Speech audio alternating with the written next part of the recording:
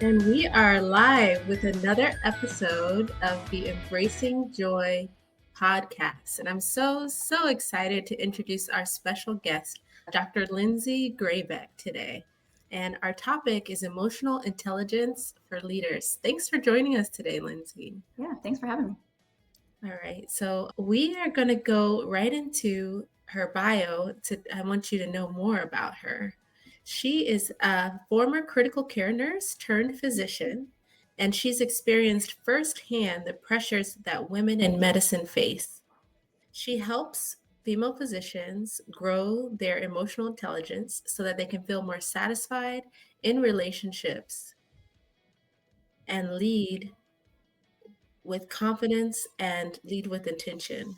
Her coaching is described as a blend of unconditional support and compassion with guidance to empower women to move beyond survival mode and reconnect with their purpose and their passion. Now she's practicing as a board certified anesthesiologist, and she also trained as an emotional intelligence coach for high achieving women, especially physician moms.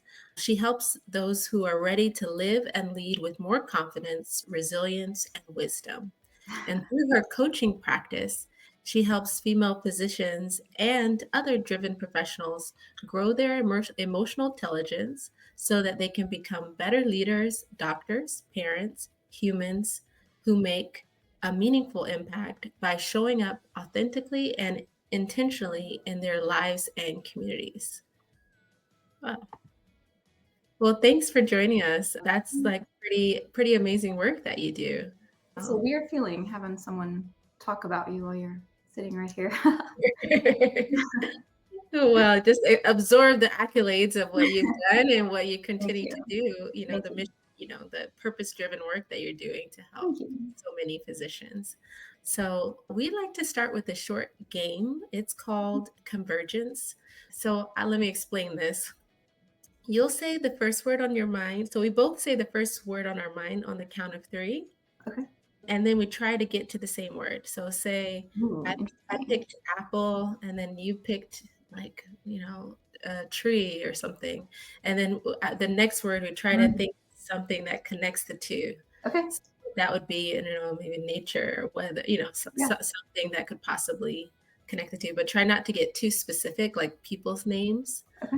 or like specific places. And yeah, let's play. Mm. Okay. So on the count of three, just close your eyes and we're going to say the first word that Mm. comes to mind. Okay. 1, 2, 3. Door. Car. I don't know why car was on my thing. So Oh, car, interesting. yeah, a car and door. So something that connects without getting too specific. Car and door. Mm, Hmm. mm, okay, let's see. You ready? 1, 2, 3. I was thinking it's too specific, Window. but I'm thinking of the Ferrari, that thing. I Ah, know. And it's like very specific, so I couldn't use it, but I couldn't think of anything else. So let's try again. wait, what did you say? Ferrari? Like those, the cars that Oh, open, yes. their doors open, Oh, like wings this or like whatever? wings, yeah. Yeah. Okay. We were like kind of there, I was like thinking windows opening, Oh, yeah. Yeah. Okay, let's try one more time. So we're still thinking of something that connects car and door. Yeah? Okay. Car Okay. and door. Hold on. Now I got to think of another one. Hmm. Windows all I got. Okay. Hold on. I can do it. I can do it. Okay, let's see. Hmm. 3, 1. So, okay. 1, and it can be any word, like, like, it doesn't have to, like, really connect, just the word that comes up to you Okay. next. Okay. Okay. 1, 2, 3. Journey. Oh, Yes, that's it. That I connects. like Those that. the journey and trip are the same words. Yeah, So, nice. yeah, so awesome. Well, it's like a So, little bit of pressure, but also fun. yeah. Yeah. Okay. So let's go into the questions that we have for you. So, Dr. Grayback, you work closely with women in medicine who are often operating in very high stress, high stakes environment. How can developing emotional intelligence help these physicians shift from survival mode to more intentional, joyful living? That's a good question. So I think when I say survival mode, I don't mean burnout. I think sometimes Mhm. those two words are used together, and I don't in any way connect the two because I think you can feel like you're in survival mode without actually being burnt out. So I want to make that distinction. And when I think of survival mode, I think of just going, just operating, just living, doing the things you have to do to get them done, kind of thing. And so, for us as physicians, female physicians, for people like me in anesthesiology or surgery or any, kind of rapid fire intense situation, Mhm. it's very easy to become reactive, to kind of move from our prefrontal cortex down to our amygdala and just react. And I think that's where a lot of stress and suffering can come from, especially when that reactivity stays active beyond the exposure that caused it, if that makes sense. Mhm. And so having emotional intelligence, without going into too much detail of, the definition, one of the biggest components is self-awareness. So having the ability to notice and interpret, to sense and feel what's going on in my body, where do I feel it? What am I thinking? What emotions do I have? Is the first step to allow us to do something about it. And so instead of, continually operating from this place of constant reacting, having emotional intelligence allows us to experience joy because it gives us the ability to have intention with what our next step is moving forward. Mm. Yeah. I think we need a little bit more information about what emotional intelligence is. Yeah, yeah. I didn't want to just like go off on a tangent. I wanted to kind of, Yeah, no, but you're right because it's helpful, but kind of like yeah. what So, emotional intelligence. So, Daniel Goleman is a psychologist that made the concept popular. He did not, coin the term, but he certainly made it popular with his book titled Emotional Intelligence that was published in 1995, I think. And a lot of the stuff you read today is, kind of resulting from that book. And he says that there's four domains of emotional intelligence. There's self-awareness, self-management, social awareness, and relationship or social management. So self-awareness is, just what I described, the ability to sense that I'm feeling something, notice it, notice how it comes up, notice what triggered it, all these kinds of things. And then the self management portion comes where we take those emotions and do something with them. So, to give it more context, I have a daughter who's almost 4. So, anybody who has kids, like, I feel like you already know what that means, if I have a long day at work and I come home and I just want to do the bedtime routine, right? But maybe she's missing me because she hasn't seen me all day. And so she's not, we're not jiving well. Instead of just kind of going into a state of reactivity and yelling at her or, kind of having an experience with her that I will later regret and feel guilty about, instead I am aware of, oof, I'm feeling triggered. I'm feeling like she's not listening to what I'm saying. I'm feeling a little bit disrespected. Maybe I felt disrespected at work or, whatever. And in that moment, in that space between noticing what I'm feeling and then doing something about it, that space is where I can have the intention and I can choose to do with what I'm feeling the way I want to. So instead of snapping at her, for example, I can say to myself, you know what? You really need some time. You know that's coming when she goes to bed. And right now she really needs you. And I know that's something you want to do for her. And so I'm allowing you, this is me talking to me, the space to do that. So that's the personal aspect of emotional intelligence, self-awareness and self-management. And then there's a social component. So there's social awareness, also described as empathy. So being able to sense and feel, understand, relate to the emotions of others. Mhm. And then the relationship management portion would be how to conduct relationships in a way that accounts for my emotions, but also the emotions of whoever else is in the relationship with me. Specifically, relationship management is where a lot of work comes. Some of the women that I work with who have actual defined leadership roles, we spend a lot of time in relationship management because, I mean, studies have shown that leaders with high emotional intelligence do better, lead more effectively, and have happier teams as a result. So a lot of our work is spent there, but I think all four pillars are equally important for a well-rounded life. Well, thank you for giving us that thorough definition. You're Yeah, welcome. good. So many leaders are taught to prioritize like logic and decisiveness. Mhm, And sometimes I think that can come at the expense of something like emotional awareness. mhm. What are some common misconceptions about emotional intelligence in leadership? And how do you help women kind of unlearn those? Yeah, that's a good question too. So I think the first misconception is that it doesn't matter, that emotional intelligence doesn't matter, right? That the hard skills are what matter. Do you have the qualifications? Do you have the letters behind your name, the accolades that are on your CV? So that's the first misconception because as I said, there's lots of studies that suggest that people that have a high emotional intelligence are stronger leaders. Another thing is that unlike IQ, where you're just born with it, there's not much you can do to manipulate it. Everybody can grow their own emotional intelligence. Everybody has some level of emotional intelligence, right? It's our ability to say, "Oh, I feel mad," right? I feel sad or I feel happy. But we have the ability to grow it, and I think that's the greatest part about it. And then, some of the other misconceptions that I've noticed when working with women is that to be emotionally intelligent does not mean that you're always happy or that life Mhm. is smooth, right? It just means that you have a different or deeper awareness and process for going through whatever life is. Mhm. And then as far as what I do with women that I work with, I mean, I work with men too. I don't want to be exclusive, but as a female physician myself, Mhm. heart goes out to all of us, that because there's like an underlying experience that I think we can all relate to that doesn't often get spoken about. So, so what was your question? What do we do to kind of Yeah, the question, that part is how can people you help, how can they unlearn the misconceptions that they've been taught? Like how yeah. yeah.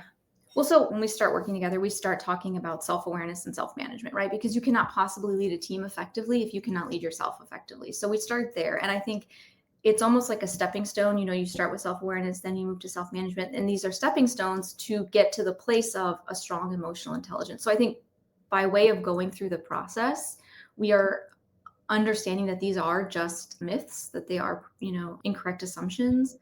And then the other thing too is just when we work together, we have the opportunity or they have the opportunity to practice what they're learning, even, at work, but also in personal relationships with their spouses or partners or kids or whatever.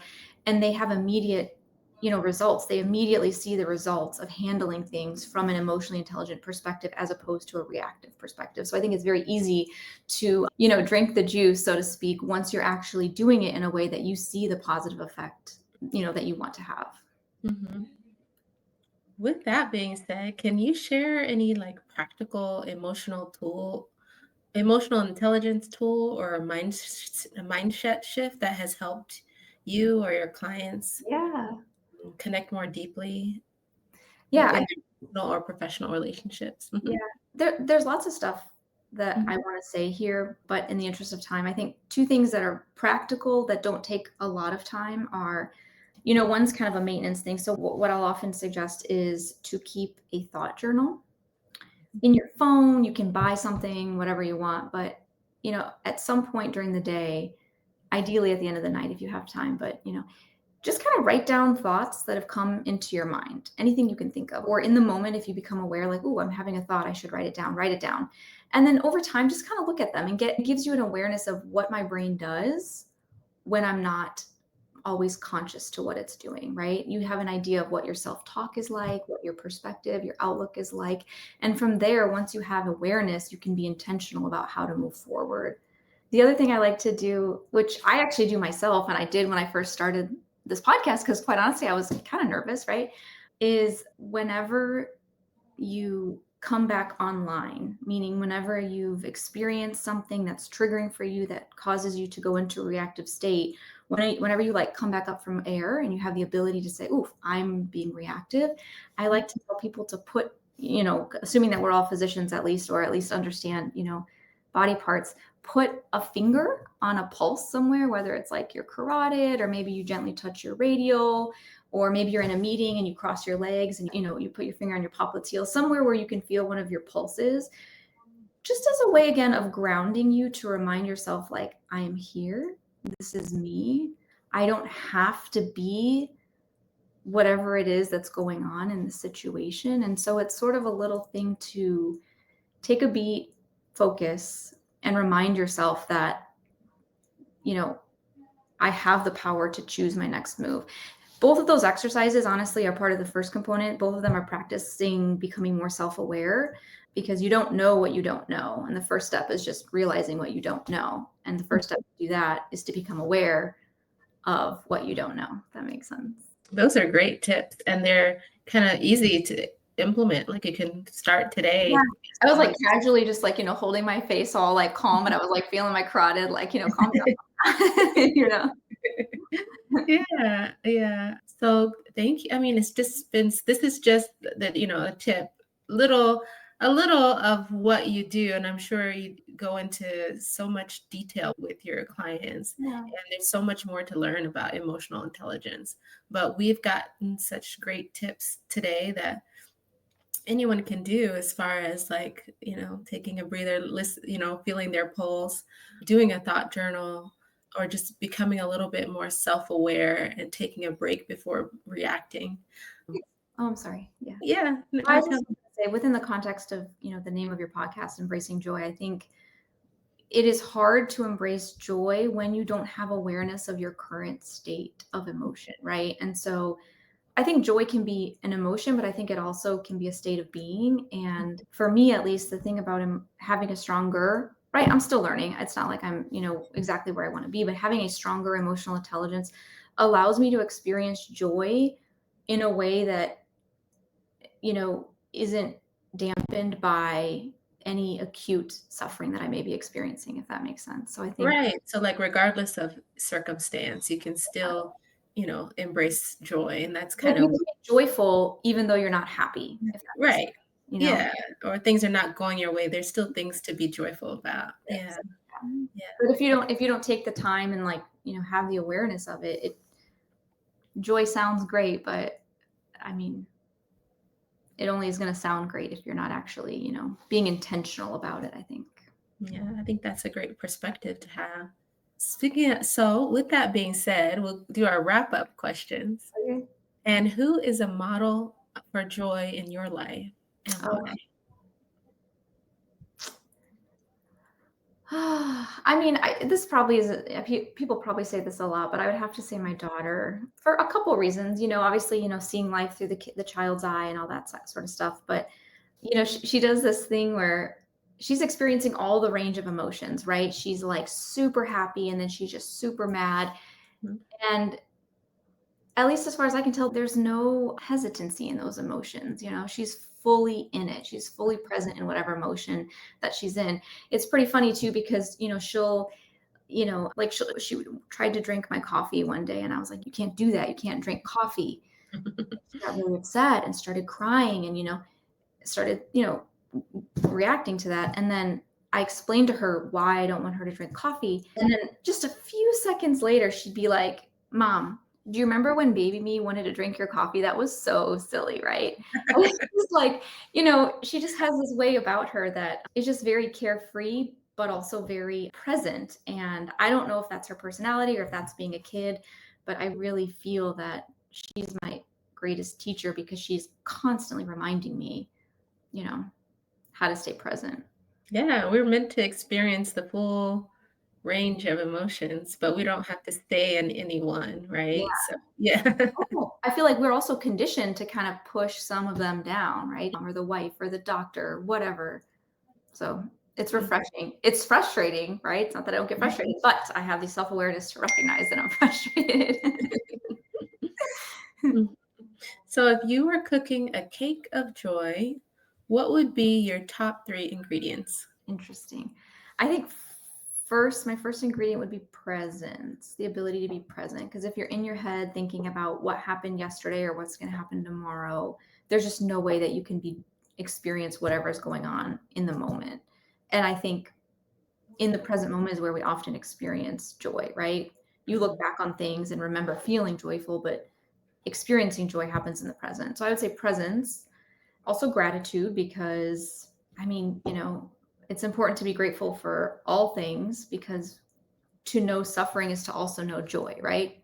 If Mhm. we didn't know suffering, we wouldn't recognize joy. So I think gratitude. And then like I said, probably intention. I want to be intentional about my life, and I want to intentionally have joy because joy makes me feel good. So we're keeping joy. I think if you ask me, I would also put nature on top as the icing because it sort of Mhm. reminds me that I am just one little ant, in all of this. And it's very humbling. So Mhm. Thank you. So thank you very much, Dr. Graybeck. It's been such a pleasure. If anyone listening or audience, or maybe who's listening later, if they wanted to contact you, Mhm. what is the best way for them to reach out to you?